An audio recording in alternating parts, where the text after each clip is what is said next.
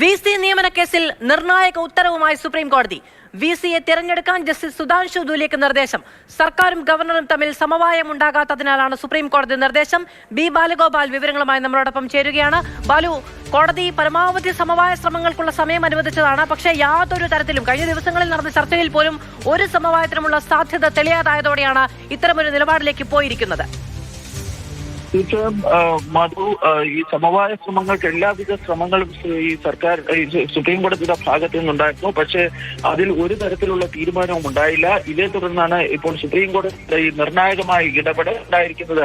ഈ നേരത്തെ justice Sudhanshu ദുലിയുടെ അധ്യക്ഷതയിലുള്ള search കമ്മിറ്റിയായിരുന്നു കേരളത്തിലെ 2 സർവകലാശാലകൾ, അതായത് ഡിജിറ്റൽ സർവകലാശാലകളിലെയും സാങ്കേതിക സർവകലാശാലയിലെയും വൈസ് ചാൻസലർ നിയമനത്തിനുള്ള ഈ പാനൽ തയ്യാറാക്കിയിരുന്നത്. ഈ പാനലിന്റെ അടിസ്ഥാനത്തിലായിരുന്നു പിന്നീട് മുഖ്യമന്ത്രി മുൻഗണനാക്രമം നിശ്ചയിച്ച് ഗവർണർക്ക് നിയമനത്തിനായുള്ള ശുപാർശ കൈമാറിയിരുന്നത്. പക്ഷേ ഗവർണർ ഇതിൽ സിസറ തോമസിനെ നിയമിക്കണമെന്നൊരു നിർദ്ദേശമായിരുന്നു മുന്നോട്ട് വച്ചിരുന്നത്. അതിൽ തട്ടിയായിരുന്നു ഈ ചർച്ചകൾ ഈ സമവായമാകാതെ പിരിഞ്ഞത്. സിസറ തോമസ് ഒഴികെ മറ്റാരെ വേണമെങ്കിലും വൈസ് ചാൻസലറായി നിയമിക്കാമെന്ന നിലപാടായിരുന്നു ഈ സംസ്ഥാന സർക്കാർ ഇന്ന് സുപ്രീം കോടതിയിൽ സ്വീകരിച്ചിരുന്നത്. പക്ഷേ സിസറ തോമസിന്റെ കാര്യത്തിൽ ഒരു വിട്ടുവീഴ്ചയ്ക്കും തയ്യാറല്ല എന്ന ഗവർണർക്ക് വേണ്ടി സുപ്രീം കോടതിയിൽ ഹാജരായ അറ്റോർണി ജനറൽ ആർ വെങ്കിട്ടരമണിയും വ്യക്തമാക്കുകയും ചെയ്തിരുന്നു.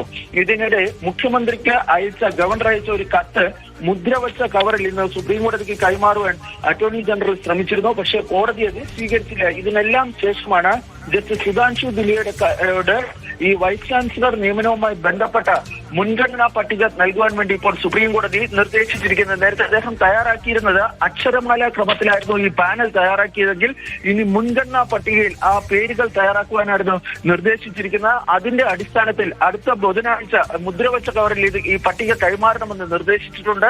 അതിൽ നിന്ന് ഒരാളെ വൈസ് ചാൻസലറായി വ്യാഴാഴ്ച നിയമിക്കുമെന്നാണ് ഇപ്പോൾ സുപ്രീം കോടതി വ്യക്തമാക്കുകയും ചെയ്തിരിക്കുന്നത്. ഫലത്തിൽ ഈ സർവകലാശാല വൈസ് ചാൻസലർ നിയമനത്തിൽ സർക്കാരിനും ഗവർണർക്കും തിരിച്ചടിയാണ് ഉണ്ടായിരിക്കുന്നത്. ഇനി കാര്യങ്ങൾ സുപ്രീം കോടതിയായിരിക്കും നേരിട്ട് തീരുമാനിക്കുക.